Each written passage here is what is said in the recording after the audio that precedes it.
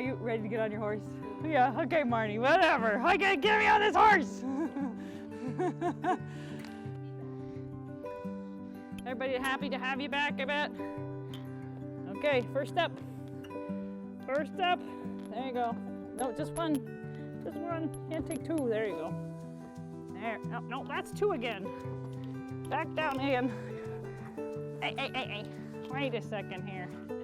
That was 2 steps. There. Down here. There we go. Yep, you can hold right on there. You're pushing me today. Huh. You got it. Where's that other foot? No. What? Are you sweeping too? You're supposed to be climbing the steps. Okay, now let's just look forward at Scout. Thank you.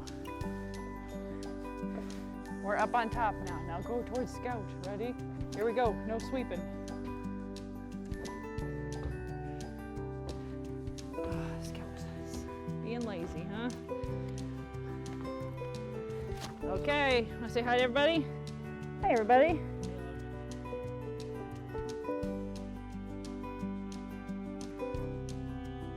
When we turn into the driveway of Pegasus, sometimes she'll just laugh out loud. And I'm like, you know where we are? And she's just happy to be there. And then as she's walking into the barn and everyone's greeting her, she's just like, I'm here. Like, it's just, you just feel it. Like, I just feel her joy with it. Everybody already said hi to you, didn't they? Except for maybe Scout, huh? Okay, hang on, we gotta take a step. No, not yet. We gotta take a step closer. You're too far away. She's doing something she's not normally doing. And they talk about it at school, you know, so they're all like, oh, you're riding today? And she'll smile, and so it's good. There, that was a good one.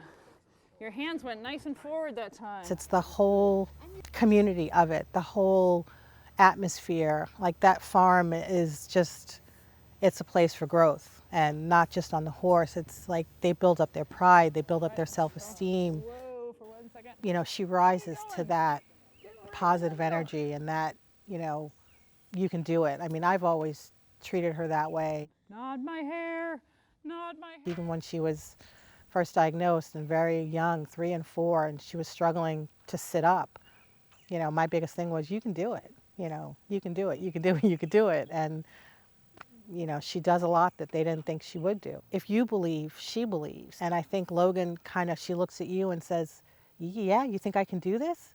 And then she goes for it. You ready? You can hold on here if you want. Oops, we have our...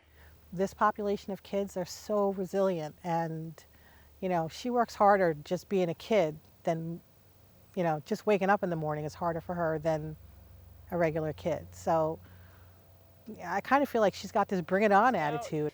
Uh-oh. Bottom line, I think it helps their self-esteem, which I don't know, I don't think you can discount the value of that. That, you know, if a child feels good about themselves and about what they can do, they're going to do more across the board, and you're going to probably get more things out of them, maybe things that you didn't even think you're trying to get out of them. Ready? Walk on, Joey. Sounds just like Peter. Sorry, Scout. Walk on, Joey. Oh. Scout didn't recognize it was the Joey name.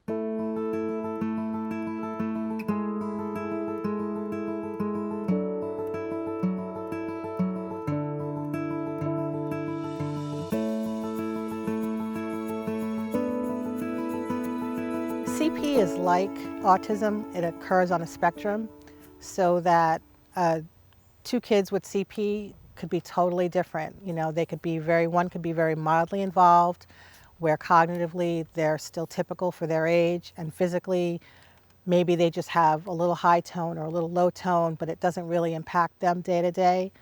Logan is on the other end of the spectrum, where she has a cognitive disability, where she's nonverbal, she's not age appropriate as far as her cognitive level, and physically for her it manifested in a high tone. So she's got excess tone in her body. So every day she's fighting tone, you know, even just with walking, her muscles are contracting when she's not telling them to. So CP is kind of I kind of see it as a fight every day, that, you know, I'm fighting her disability for her, she's fighting the tone to do what she's doing. but she's a happy kid though, so that's, the great part of it. Kids sometimes that have issues like Logan has, with the excessive tone, I think it almost changes, I know she has a decreased sense of touch, like especially like in her extremities.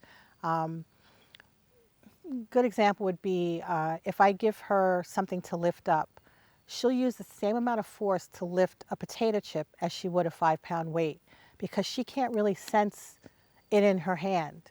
She can't sense the different weights.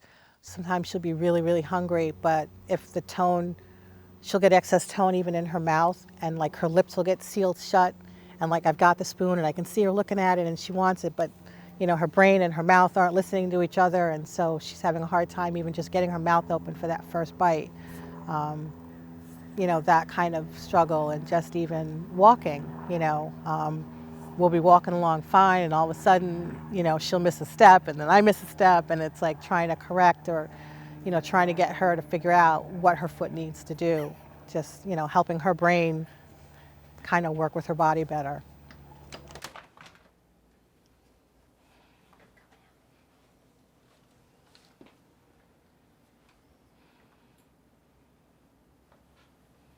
Raring to go.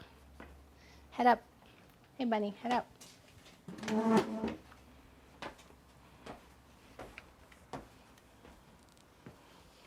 Sometimes I'll watch her walking and you just watch the way her leg is moving. And as you and I take a firm step, it's like we know next step, that's what we got. Logan, sometimes that leg comes up and it's like, you almost see her, it's almost like she's walking in water, where you kind of, your body's a little off kilter and you can't really tell where it is. A lot of times if she's walking, I'll actually like tap the right leg and I'll say right leg down, and I'm tapping the right leg to let her know that's the right leg, wake it up, and what it needs to do, because her brain just doesn't get that message across. She can walk if you give her some support around her trunk, but her balance is off, her body and space awareness, she really doesn't have that. She doesn't really know what her left leg is doing when her right leg's doing something else. And those are the things that I've seen, on horseback that they can really help her with, that there's something about being up there that it gives her that sense of, where she is in space, which is so important, for a kid with walking. The motion of a horse is almost identical to a human's at the walk.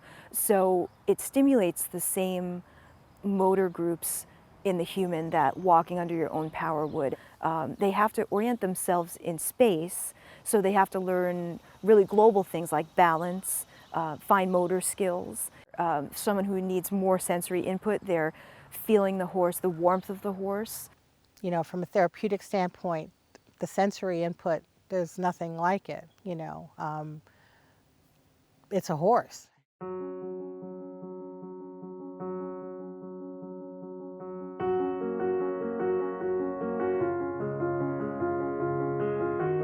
Juno, are you ready to do the pattern?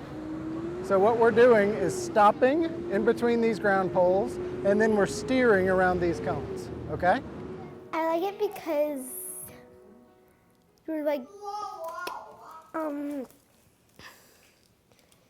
in control of the horse, and like you can get it to do whatever you want it to do, and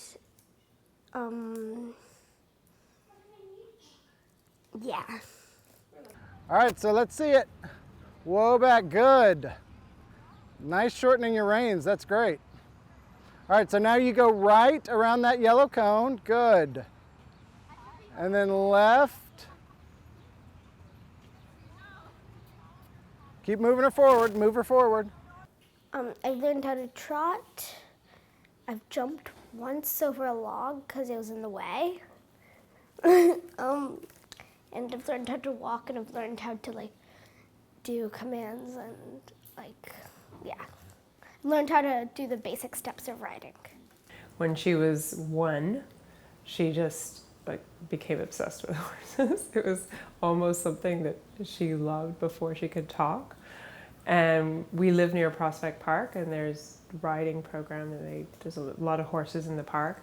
And we had her on the bike, and she was having the time of her life. She was in the baby seat.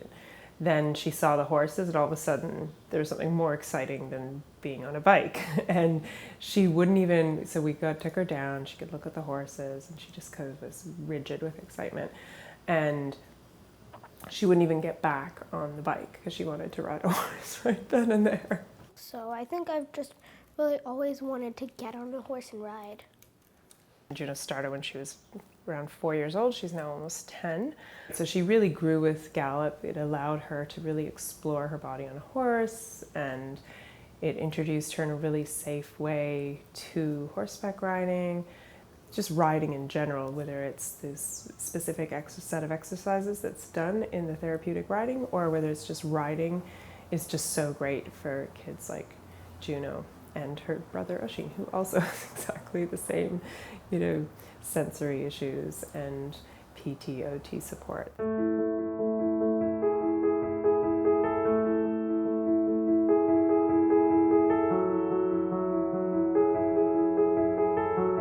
So he watched Juno growing up doing this, and from the time he was a baby, we used to go to the riding, so it was very natural for him to then start to, and he loves it as well.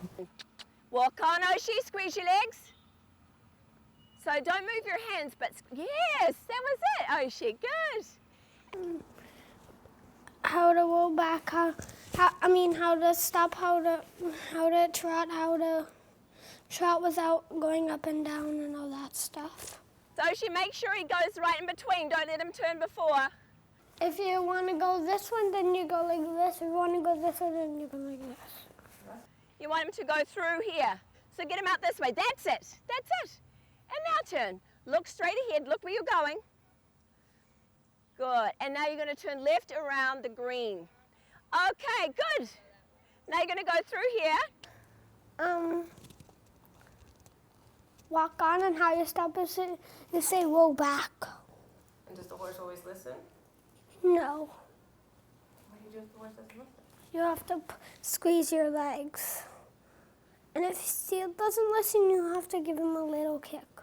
Therapeutic riding, there's people supporting, there's somebody walking with the horse. The horses are really well screened. There's 2 side walkers, one on either side.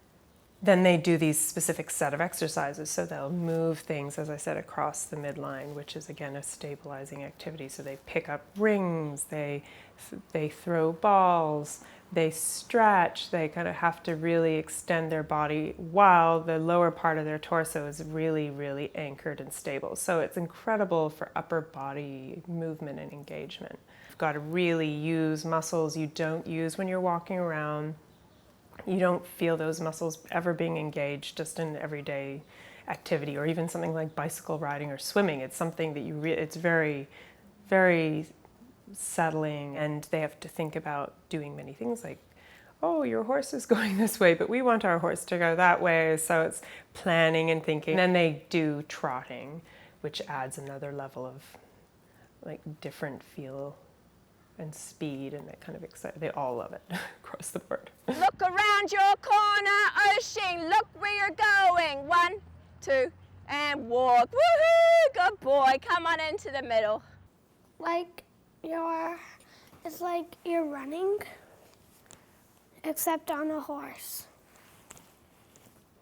There's a sense of power that they don't have otherwise, that they're able to control this very large animal, and they are being told so much or see so much in their everyday life, things that they can't do, but now they can make this incredibly large animal move and stop and go. So it's very exciting, I think, for them when they're up on top of the horse. There's a sense of power and control, and everybody's looking up to them, which is really, a deserved activity. And they all seem to really come alive when this happens. And so then that gives you an opportunity to teach them things.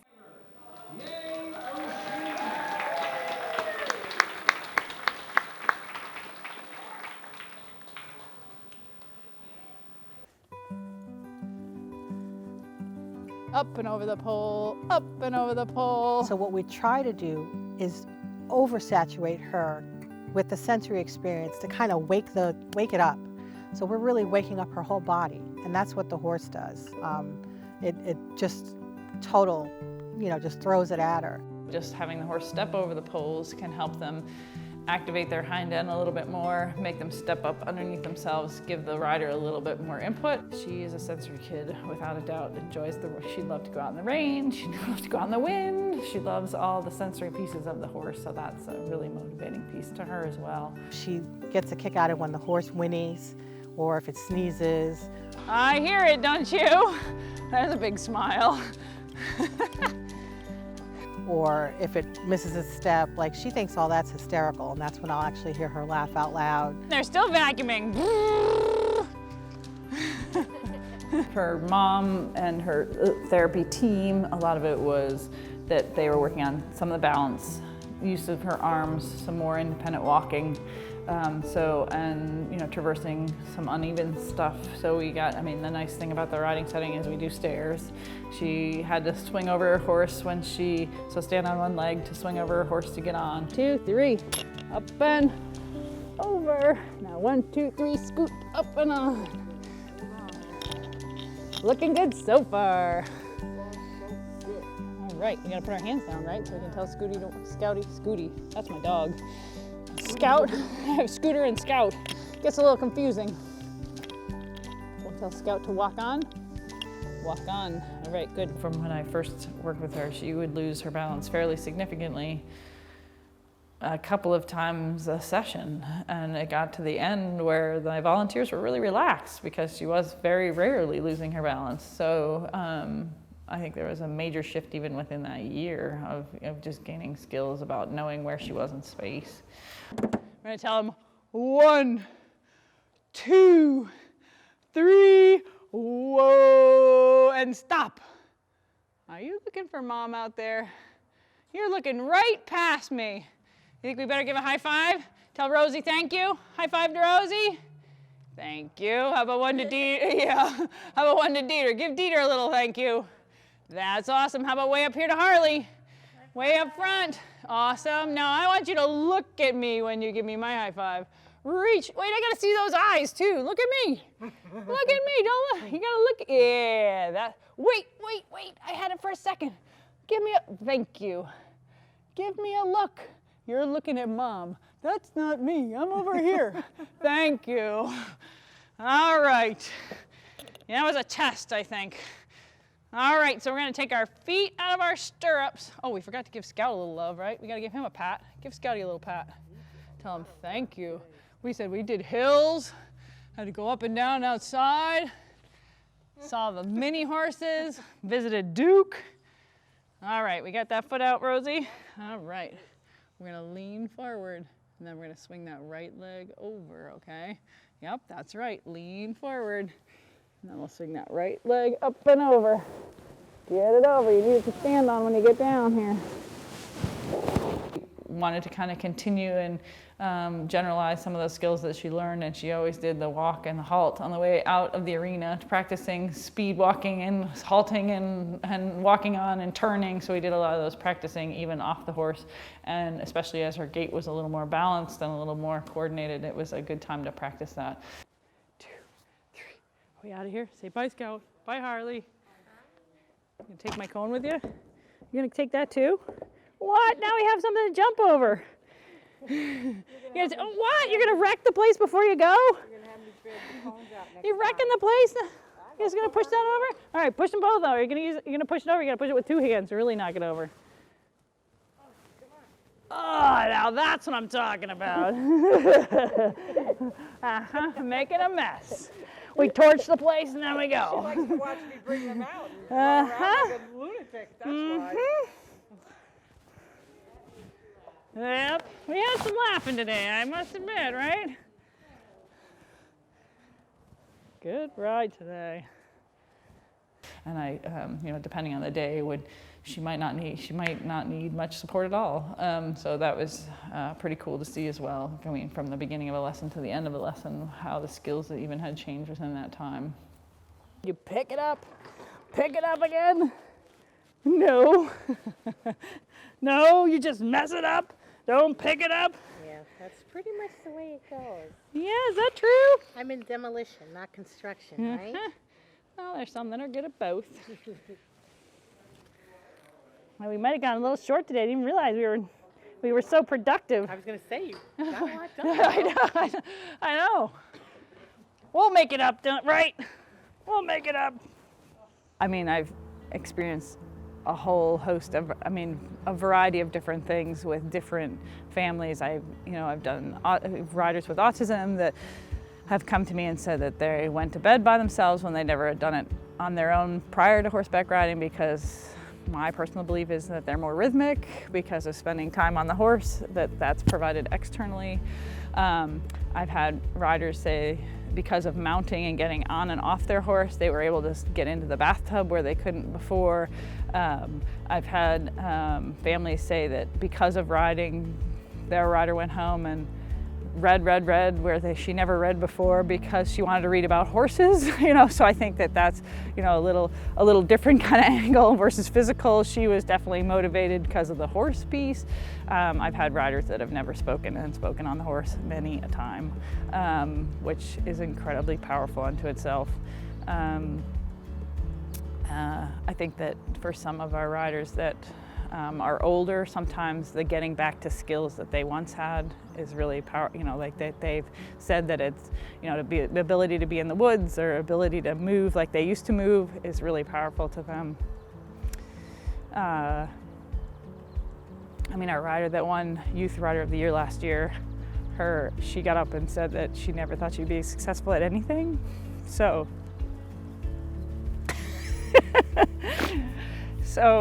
to hear that in her own words is pretty powerful.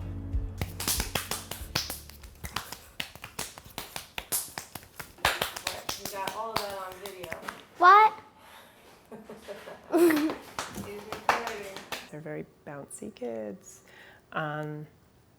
Every little bit helps. The strength in their torso helps. So it's been explained to me that they've got to kind of just repeat over and over again all these different, like how to calm yourself and how to organize yourself. That's the word that everyone likes to use.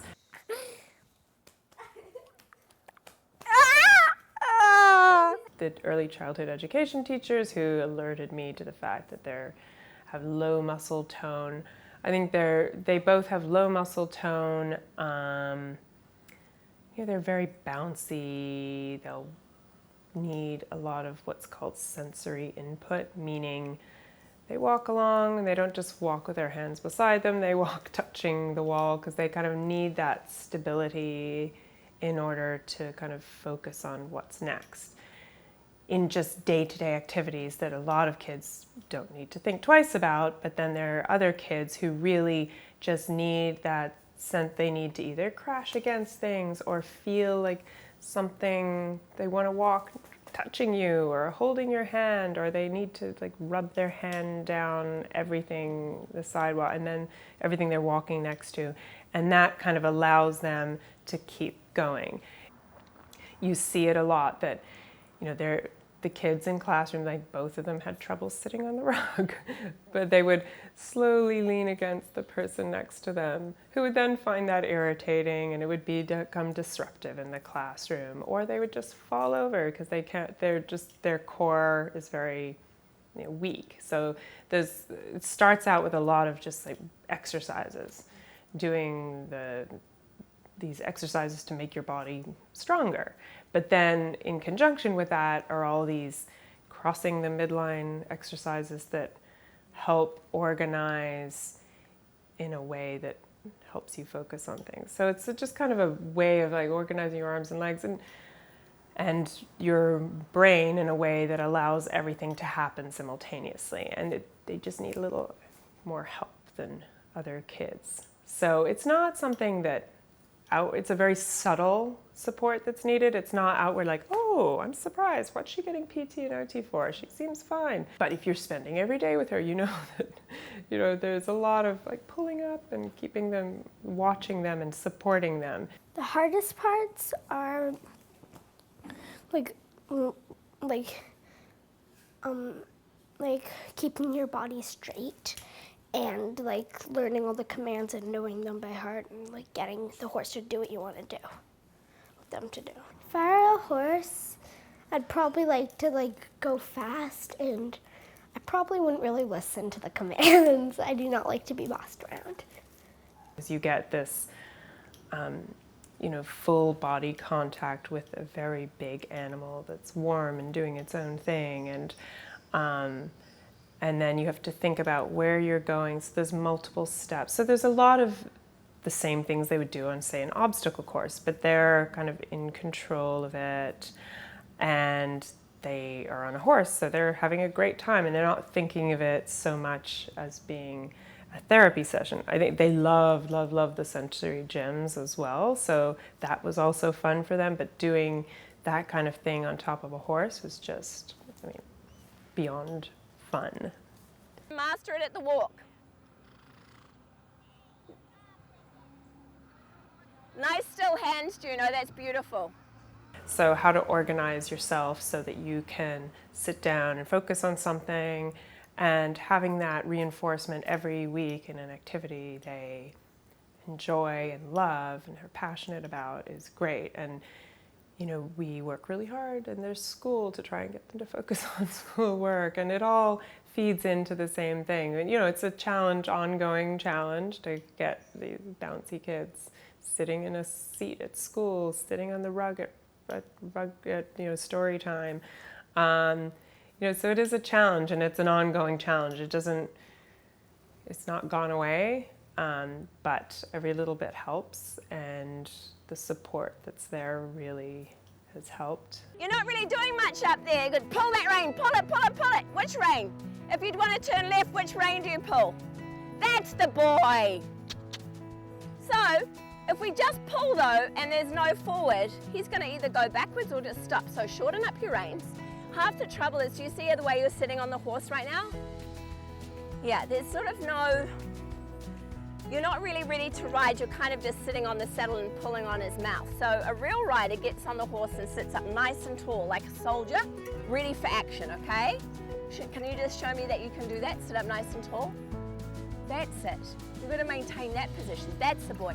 Now shorten up your reins, walk on, squeeze your legs. Don't pull back both reins, because that means what? Pull back means stop. Okay, now cluck, pick, little squeeze. That's the boy. Here he goes. Now turn through here. He'll only give what you ask of him. Now turn. That's it. Now if you really want to, now use your legs. Yes, Oshi! There you go. And make him look straight. Good. Now look straight ahead. Oshi, look where you're going. Don't look down at the ground. Now cluck, kick. That's the boy. And turn right around the orange barrel. Okay, let's do one last turn, and then we're going to take a turn trotting, and I'm going to get you to try and do that at a trot, a figure 8 at a trot. She really, even if you don't want to do something, she pushes you to do it, and she never lets you give up until you've tried it. Oshi, your posting trot is magnificent. This is the thing with you, when you decide you want to participate, you're amazing. And when you decide that you don't want to, you're a terrible rider. And then when you do participate, you're one of the best riders, right? But don't you want to be the best all the time? Yeah. So just what you did on her then was beautiful. You look like you're so good. You're such a good rider. But sometimes I can't see it because you're so busy sitting like an old fart. Anyway, let's get you off, my love. Go have a donut. Well-deserved donut. You want to give her a pat and a kiss? Oh, good boy. All right, my darling. Go towards your mama. A little faster walk, Scout. Oh, that was almost a trot. Wow! He gave us 6, 7, 8, 9, 10. Now should we do slowly? 3, 4, 6, 7, 8, 9, 10. Should we do it a little faster again? I'm a believer of anytime you touch a rider, you're interacting with the horse in a way that can change their movements. So I'm pretty hands-off in my approach with a lot of our riders. If they're comfortable and balanced and I feel like they're safe, then I will try to be as hands-off as possible. Yep, nice hands down. I like how you're working hard to get your hands on his neck. You can even hold on to your saddle strap there, and pretty soon I think we should start working on holding those reins, right? So you can tell Scout which way to go. So one of the things we were working on initially was we wanted Logan to look the direction of the turn, partly because she's starting to use her mechanical wheelchair, so looking where she's going was really important. Hands down, because we're going to do a circle around this one to the right this time. You better be looking over here towards Marty. No sneak peek towards Mom. My son, right at that point in the circle each time. You do a little fake and you look towards Mom. Even that small turn of the head can make the horse go in the direction that you want him to go. Mom! Oh, you saved it at the last minute. Let's try one last circle. Let's see. If you look towards Mom, your horse will just go that way. So you better stay eyes on me over here. Eyes on me. I see you looking at Mom. Uh-oh, Scout's gonna go that way. Oh, you saved it at the last minute. Oh, now you're looking at Mom. Oh, you are so faking me out. You're faking Scout out too. He's going wibble wobble, wibble wobble. He doesn't know which way to go. Then we wanted to move that to the next step. So we wanted not just looking, but then looking and reaching. And this shifting of direction again, going through those barrels is another thing that helps activate that core, work on that balance too. So it was another way to keep working on the balance throughout that whole time by shifting directions. Look towards the left, give a hand to Dieter. Where's Dieter? Logan, you're checking out Mom. You're trying to look at Mom. We're supposed to be working here. Where's Dieter? Give him 5. Give Dieter 5. Thank you. All right, one last circle. Then we can go out, which I know you love. We're going to go right towards Rosie, which is our hard way. Right towards Rosie. Got to look towards me. Yep, hold out that right hand. Where's that right hand? Give me that right hand. Give Rosie a 5. Where's that right hand? Look this way. There's that right hand. And I think we lost you to the left in the meantime. All right, we'll stop for a minute. Whew, we had a sharp turn there, huh? Made you have to work on your balance, huh? All right, I think we're good again. He spun his buns out at the end there and got you to spin out. Spun the buns.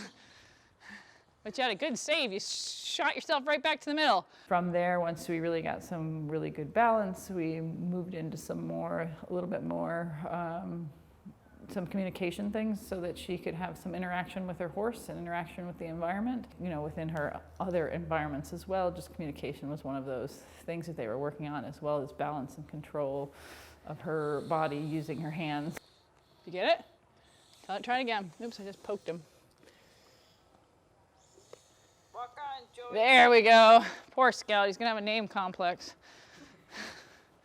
So then we moved it into using the iPad because then she was very motivated, like most kids, to use technology. So we just had a walk-on key because she never wanted to whoa, so that wasn't motivating to her.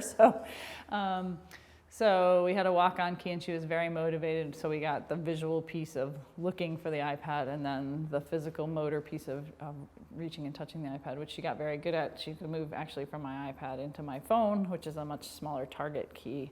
Past couple of years, she just started using a communication device, a Dynavox, and it's actually, it's a tablet with a communication software on it. And you know, she can build a sentence, you know, she can pick a couple of words, you know, it gives her like a choice of like 9 words and, you know, and then there's a sentence box where once she chooses her words, she presses this box and it reads the sentence that she built. And I remember the first time she put a sentence together, one of them was dinner is yummy. And then she reads it, and as it's reading her words out loud, she gets this little look on her face, and then she'll look at you like, you know, like, that's what I said. And I think for her, that was just, you know, she finally had the voice in her head be spoken, and she created it. And I think for me, it was an amazing thing too, because it's like, I heard her, like, these were her words and I heard her. And that's a pretty great moment for both of us, I think.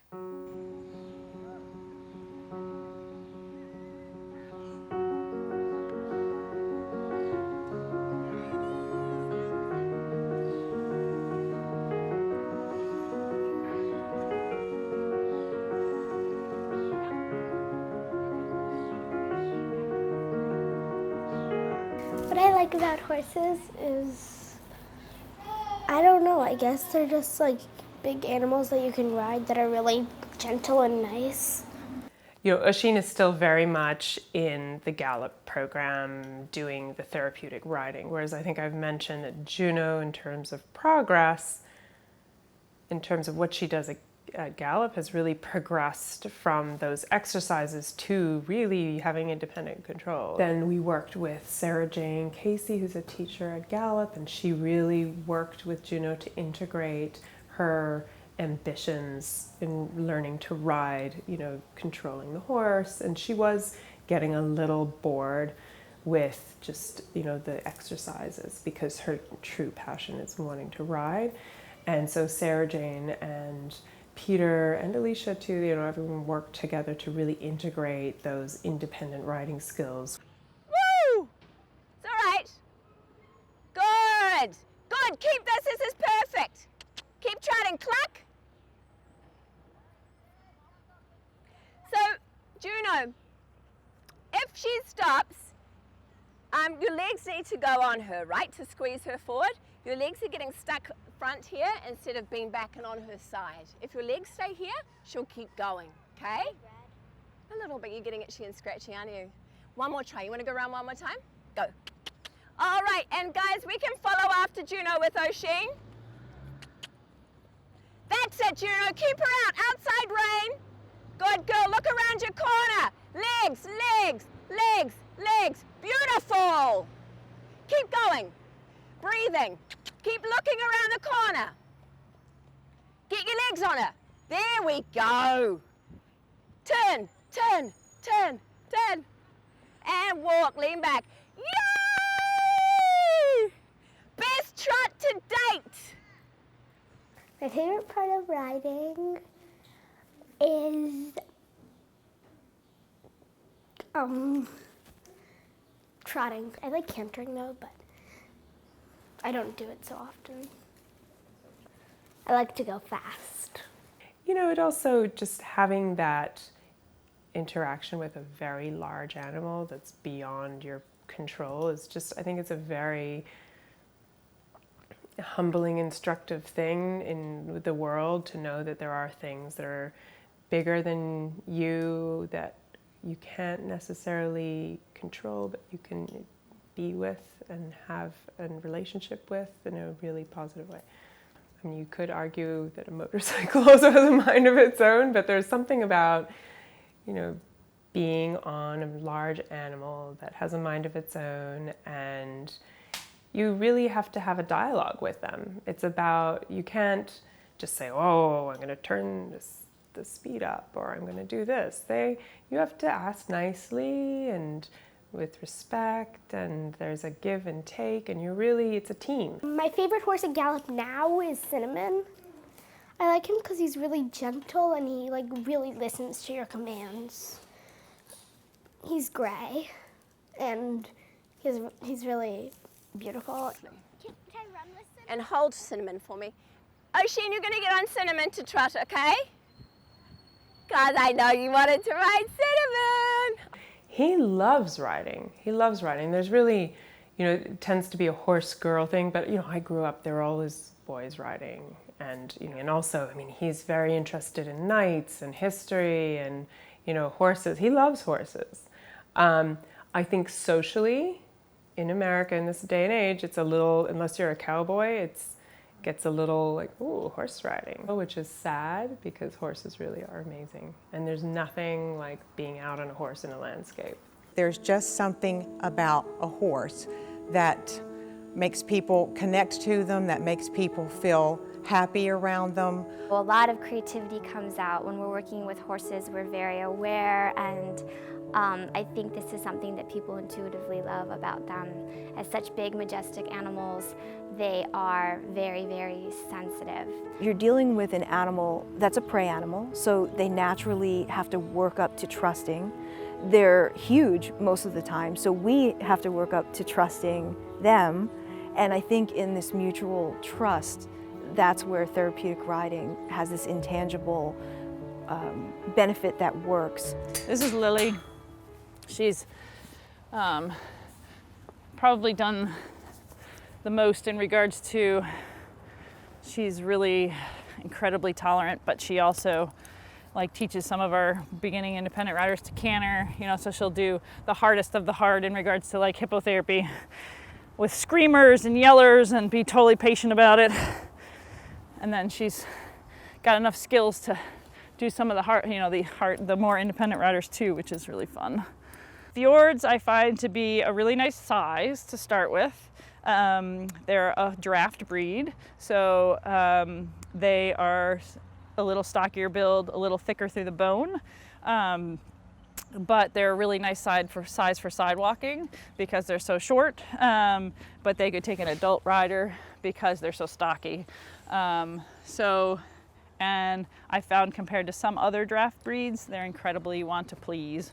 So they work really hard to make people happy, which I have found. And they're also, a lot of them are very versatile. So they can do the hippotherapy, the slow, calm walking, rhythmic gait, be long lined or led. And yet they can also do some of the upper level jumping, you know, canter work. Some of our riders are doing as well. So they can be very versatile within a program serving a wide variety of clientele, both of skill level and of size and shape, so that they're very, and oftentimes their temperament is really nice because of the draft side of them. I think they're a little less responsive, but yet interactive still, you know, not so dead to the world, right? Sometimes. Yes, interactive, telling me you want to go back to the pasture. The horses who come in here are really a fraction of all the horses we evaluate in the hopes of bringing them in for program. So we cast a wide net. We know what we're looking for. We're always open to going out and evaluating a horse in the field or looking at film. But once they come here for trial, we have a very specific set of circumstances. We have to make sure that they have the right temperament, that they're comfortable around things that typically make a horse uncomfortable, which would be a lot of people in their personal space, unexpected noises, unexpected movement. The job physically is pretty difficult, so we give them a lot of time off in between. The staff works with them and trains them to do schooling. They go on trail rides just for fun. We're constantly riding them ourselves to make sure that they're still sound, that they're still happy, that they're in the right headspace, and that they want to be here, because we really aren't going to be able to partner a horse with a person if they're not happy with their job. This job is all about benefits, and that extends to the horse as well. And quite frankly, they can't do their job well if they're not happy. A lot of our riders are not very balanced, so the rides are actually very hard on the horses in terms of, for a lot of reasons.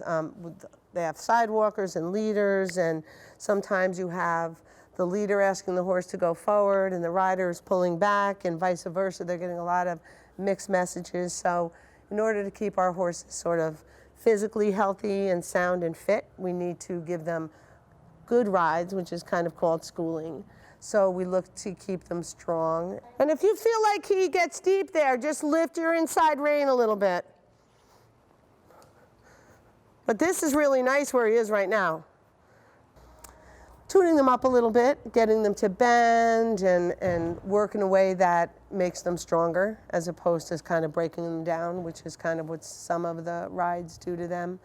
Some of the rides can be hard on their back and on their mind as well. So nice, good schooling rides help to keep the herds happy and healthy and sound, and that's what we look to do. The quality of that first canter stride dictates the quality of the canter. So when you're ready, ride him up. Don't overgive. You're going to follow, but don't throw the reins away. Little to him. And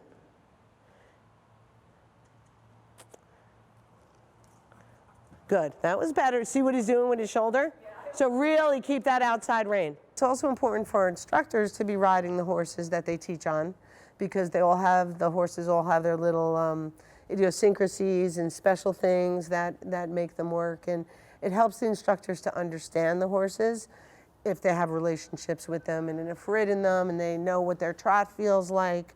So if a horse is very bouncy, as instructors, we know, wow, what kind of student will this benefit? What kind of a student is this too much movement for? Whatever it might be. It helps the instructors on a lot of levels with them teaching with the students, you know, to be a part of schooling the horses and be a part of their training as well. Obviously, our horses are good. They go through a lot to be able to be in the program. But there's dispositions that are a little sort of more slower, not a lot of energy, sort of a kind of a low energy horse. We have those horses, and we have horses that are a little quicker, a little more kind of sort of alive, for lack of a better word. And there's also characteristics of disabilities that, you know, one is good for one and one is good for the other. And when I came as a volunteer, it was just, I was hooked because it was my love for horses and kids. And it was just like, oh my gosh, this is what I'm meant to do. I really feel like oftentimes when I'm stuck with a rider, I feel like maybe it's that I haven't found the right combination yet. So I feel somewhat as an instructor that I make the combination and the horse works the magic kind of thing. I sometimes it's observing and watching and selecting which the horse is best, the rider's the best combo with, like just like we don't get along with every person. I feel like not every rider gets along with every horse. So I feel like it's really important to be observant and that they really are a partner. This whole experience wouldn't occur if it weren't for them. So the reason it all happens so magically and why we're all here. So I think that, you know, it's such an integral piece to the environment to be successful. So happy horses and happy sound horses that want to be here, that we make good combinations with. And I've seen different horses respond really different to their able-bodied riders. That some of them have never-ending patience when they're riding with riders with disabilities or special needs, and sometimes, like, if you put an able-bodied rider on her, they'd go run around and buck and play and be goofy. So and you can see that within, you know, an hour period. You know, so I do think that they have an inner sense of needing to be present, needing to be gentle and calm, and some are better at that than others, for sure. And those are the ones that are the true natural therapy horses. We have the original Muppets. Hop. Or Frozen. Little face. Okay.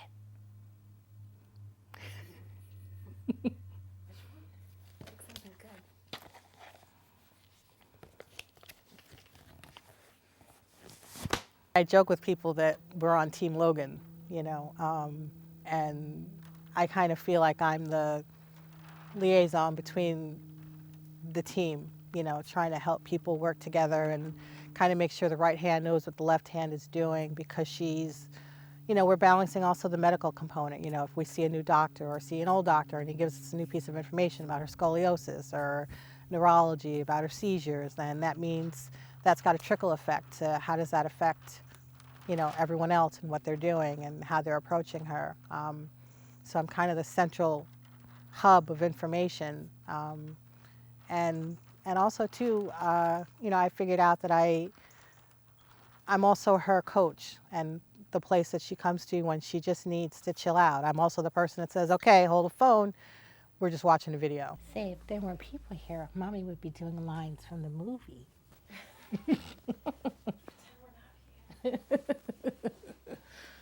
Right? She likes musicals, like, you know, like this has a lot of music in it. And I think Annie was the first musical that he did. She's a wise guy. I mean, she's got an edge to her. Like, you know, even though she'll watch a Disney movie, she typically roots for the villain.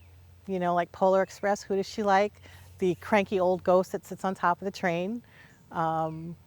Muppets Most Wanted, she likes Constantine, the evil frog, instead of Kermit.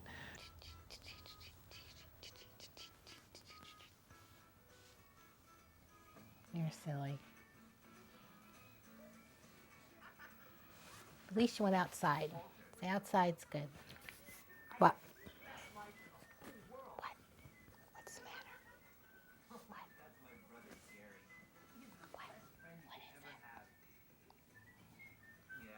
what you're thinking. You could be twins. See, when you see something like 2 million times, she's engaging and she's happy and she just likes to play with people, you know, but it's all in good spirit. And, you know, there are times at school where she'll be working with someone and, you know, they'll be trying to get her to, you know, like really buckle down and do some work. And she'll just kind of tilt her head and look up and gaze at them. And they just melt. And I'm like, God, she's playing you, like, you know, but you live for that face from her because it's just pure love, you know.